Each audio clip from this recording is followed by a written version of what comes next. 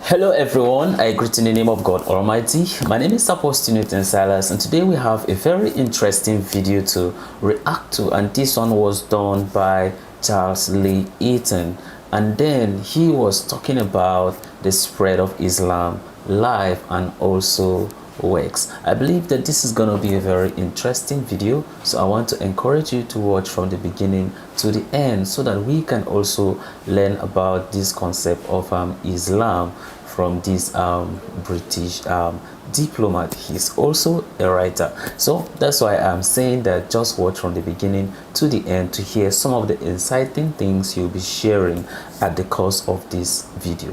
So if today happens to be the first time of you checking out my channel, don't forget to subscribe to my channel and follow me on my Facebook and Instagram. And if you have any video you want me to react to, don't forget to drop it at the comment section and I'm going to check it out. So guys, before we get on to the video, I'm a theologian and I make this video not to discredit anyone's religion. This is basically for educational purposes, and I believe that at the end of this video we all are going to learn from this. So let's get down to this video and check this out.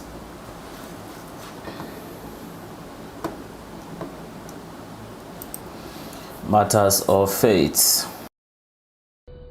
Hello and welcome to Matters of Faith. I'm Christiana Bakker, and today we are in London, in fact in Wimbledon, you know, where the great tennis game takes place once a year. And we're here in the home of a very special British-English gentleman. He is a trained actor, a very well-traveled former diplomat for the Foreign Service, the British Foreign Service. He's also an award-winning writer and a Muslim on a spiritual path for over 50 years. Welcome to Matters of Faith, Mr. Eaton. Hello, Christiana. Thank you very much for having us here in your home. It's a pleasure. How are you feeling? Old. The only straight answer to that. No one would ever know. Could you tell us, how did it all start? You know, let's talk a little bit about your life before we talk about Sufism, our subject indeed. today. Yes. I think probably the decisive factor in my life was my very peculiar childhood. My parents were elderly. My father was 67 when I was born, which is unusual. Yes.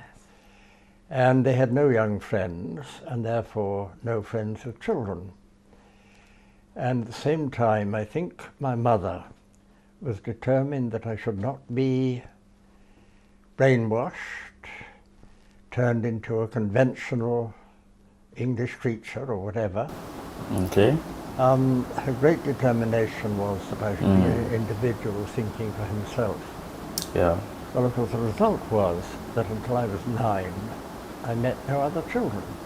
And that, let's face it, is a very, very peculiar situation. And I've always said that in the vicissitudes of life and the odd changes and so on, there are usually advantages and disadvantages. And I can see both in my childhood. It didn't prepare me for dealing with the normal world, dealing with people. I never learned to be competitive, because obviously if you're not with other children, you can't compete. Okay. To such an extent that when I first did go to school, and these boys are playing football, I thought it very strange, because it must be bad manners. The boy with the ball at his feet didn't give it up to the other boy who wanted it. And equally, and a bigger problem for me, of course, I was with adults the whole time, my mother and my aunts. And a child cannot argue successfully with grown-ups. It's a losing battle. And I learned never to argue. Now, that has been awkward in a way. Okay. It's meant that very often, if people I'm with say things that I thoroughly disagree with, that maybe I even disapprove of, I don't say anything, because I can't involve myself in a normal argument. I'm sure that quality must have helped you as a diplomat later on. It probably did. It probably did. But I said advantages and disadvantages. The discovery, when I was finally with other children, other people, it seemed almost miraculous that I could have friends. Okay. And from then on, really, every human encounter has been important and even seemed significant. Even sometimes, you know, casual conversation in an airport lounge or something, I remembered it as another human contact. Of course, if you had virtually no human contacts when you were a child, then you value them. So, as I said, advantages and disadvantages. But it also meant that there was no imprint on my mind and my soul of modern attitudes, modern ideas, and so on. My mother was determined that nobody should talk about religion to me. Okay. Not actually But why? anti-religious, but she had a great fear of having religion thrust down my throat. So I was almost a blank sheet on which you might have written anything according to circumstances. And you went to a great university, you had a great education, you were very privileged. Yes, I was very lucky. I went to a major public school, Charterhouse, which oddly enough, after that odd childhood, I enjoyed. I enjoyed it partly because I made a place for myself as a sort of schoolboy agony aunt. I was always a good listener, and other boys would come and tell me about their worries and their fears and their passions, as they were called, and they had passions for one another. And I listened patiently and was fascinated. So from there I went on to Cambridge, and that really, it seems strange, that was of no great significance because the war started almost the day that I went up to Cambridge. Oh, okay. And obviously that was the dominant factor in our lives. And at that time the system was that we could go through the tripos course in 2 years instead of 3, and then we'd be called up. Soon after my time, they decided that this was probably a mistake. And after that, people who returned alive from the war got a free course at university. But as far as I was concerned, my time there was simply dominated by the fact that in 2 years' time, and then 1 year's time, and then a few months' time, I was going to be in the army. And from what I knew of war, from the stories on which I was brought up of First World War, that meant I would die. It was simple as that. So you can't really concentrate on very dull studies if you believe that you're going to be dead in a year or so. Yes. It seems a waste of time. So you had some fun instead, or something like that. I had other interests, basically. Yeah. You've been on a Sufi path, on a spiritual path for over 50 years, for a very long time. What is the significance of this now, where you're at now? How important is spirituality for you now, and this long path you've been on? Spirituality. Oh, without that, I would probably slit my throat. I mean, there'd be no particular point in living. No, it's that important. And it's almost unimaginable to lose that sense of the divine presence once you've tasted it. But I don't want to exaggerate that or make claims for myself. That presence can be tasted at so many different degrees, in so many different ways, and all are worthwhile, because what matters is an awareness of reality. Because remember, in Sufism particularly, we like very often to refer to God as the real, the real. The only thing that is real, though he's not a thing. The only reality, ultimately.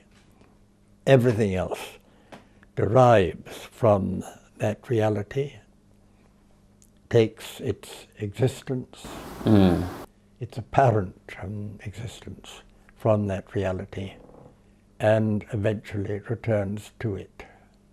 In your book, your new book, which is just out, A Bad Beginning, you write a special passage about old age and spirituality, and the importance of spirituality, especially in old age, as in your late 80s.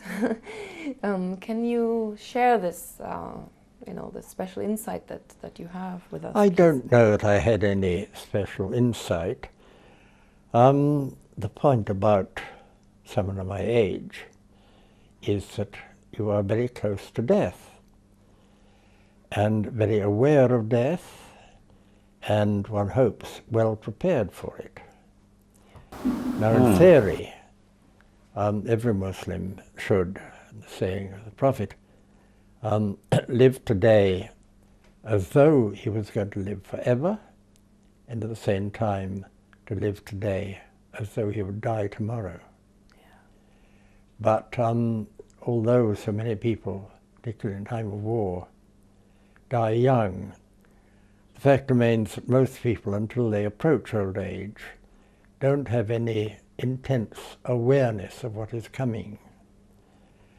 I suppose my generation, in a sense, rather different because of the war.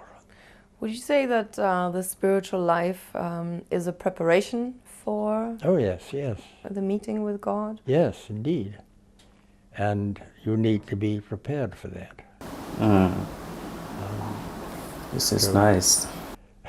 To have that meeting, if you're totally unprepared, would be perhaps some, I don't know. So what's the best preparation? Oh, according again to saying the Prophet, the constant remembrance of God, which we call dhikr, and the constant awareness of death. Let's. Could you tell us a little bit about your autobiography that you've just written, and we've got the cover here because the books are still with the printers at this moment in time. But what is that about, and why did you write it? In fact, I wrote it because at the age of 12, I thought I had discovered the meaning of life and the purpose of life.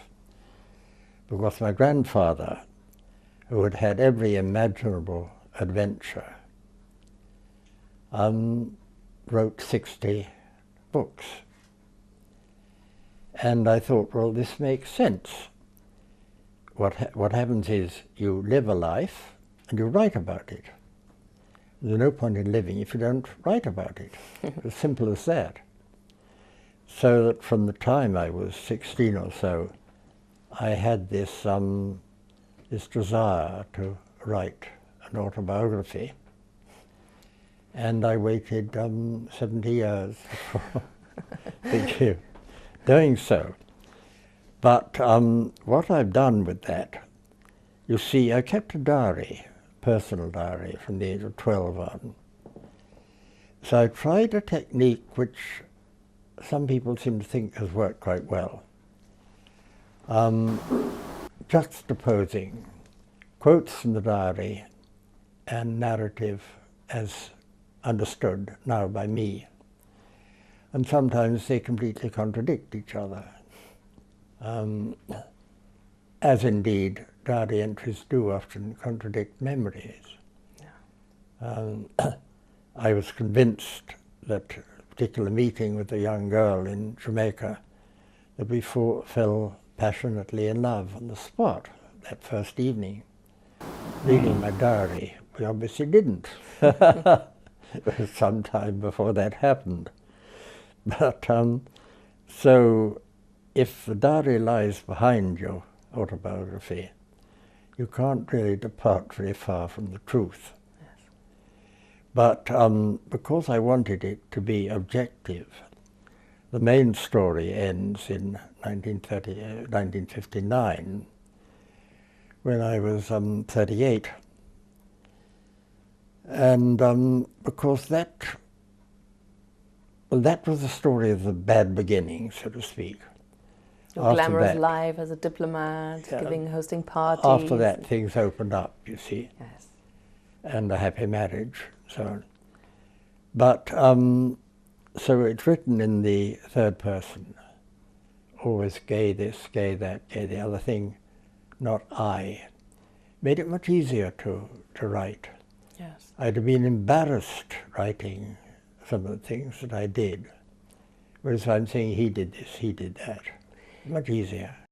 Exactly. On this happy note, we shall take a small break and we'll be back with Matters of Faith in a few moments, where we'll be discussing the nature of God in Islam as in comparison with Christianity, and also talk a little bit more about Sufism and what we all lack in life as Muslims. See you there. Whoa, that's a very interesting video, listening to Charles Eaton, that's former British diplomat and also an author, sharing matters about life, sharing about his 50-year, you understand, in Islam. And of course, he wrote so many books, and one of them was The Bad Beginning, as a part to Islam. I believe that some of us have learned a lot, you understand, from some of the things, you understand, he was saying. One thing that he pointed out that kind of struck my mind was when he was talking about God and how prepared, you understand, will you be, and then sharing his experience and saying that as for his age, that's why he wrote the book Bad Beginning as a part to Islam. It means that he tried to share about some of the things, you understand, he does, he traveled, he do this, become a diplomat, and also his experience in the times of the World War II. And then after that, after everything, before he was able to discover what Islam, and he was trying to share his experience, and that's when he was talking about the life of Prophet Muhammad, may peace be upon him, talking about living as if you're going to live forever, and living today as if you are going to die tomorrow, talking about us in a sense, how prepared in a sense we should be before we going to meet our maker, since it's something that you can't be able to like tell what is going to happen to you in the future or even after that very moment. And then how prepared in a sense are you, which means it's about what your deed, how you're able to like share love, you understand, with one another. And then he make us to understand that he was able to discover real love when he found Islam. I think it's very interesting video, and then when you listen to some of the key things, you understand, he's kind of talking about, understand, in this interview, is they are very serious things that, you know, we need to take it, you understand, seriously. And then if we able to like apply these kind of things, you understand, in our life, it will truly, you understand, help us, you understand, as humans, and then also as individual. And just as how I have always encouraged each and every one of you in my videos, I always says that we are just here on a temporal basis. It means that we need not to get engulfed by whatever that is happening here on this very earth. Whatever you do, know fully well that the same way you came, you are going to return with nothing, which means that you need not to accumulate whatever that you know that you will not even need it, right? So whatever you have, try to share the love. You need to not understand to accumulate all the wealth, forgetting the fact that with the cars, the money, the properties you're going to own, you're not going to carry anything, you understand, while you are returning back to your maker. It will just be only you, and that is just it. And then some of the deed you live on this very earth is what you're going to give account about. and then from there God's going to decide, you understand, by what you do. Of course we are very aware that of course it's a merciful God. He can show mercy, you understand, but it's been expected of us, you understand, to do what he has asked us to do through what his books. He has given us, you understand, the Bible. That's for the Christians, and then to the Muslim, of course, he have given the Quran. All those ones are there with us guidance. They are there to tell us, you understand, what to do and what not to do. And all these things is to be able to prepare us while we are living here on this very earth, before we die, and then we go to meet him. And then that's when we're going to face judgment. And depending on whatever you and me do will determine, you understand, to whether we are making it to the paradise or eternal hellfire. It's just, you understand, up to us. That's why I say that when you go to heaven, it's up to you. When you go to hell, it's still up to you. You just have to make this very decision. A very interesting video, and I believe that we must have learned a lot, you understand, from this video. Of course, we'll be checking out, you understand, part 2 of this same interview, so that we can be able to like learn a lot, you understand, about Islam. So guys, this is the end of my video. If you like my reaction, you should like, share and subscribe. And if you have any video you want me to react to, don't forget to drop it at the comment section and I'm going to check it out. So guys, you remain blessed and I see you in my next video. Bye bye.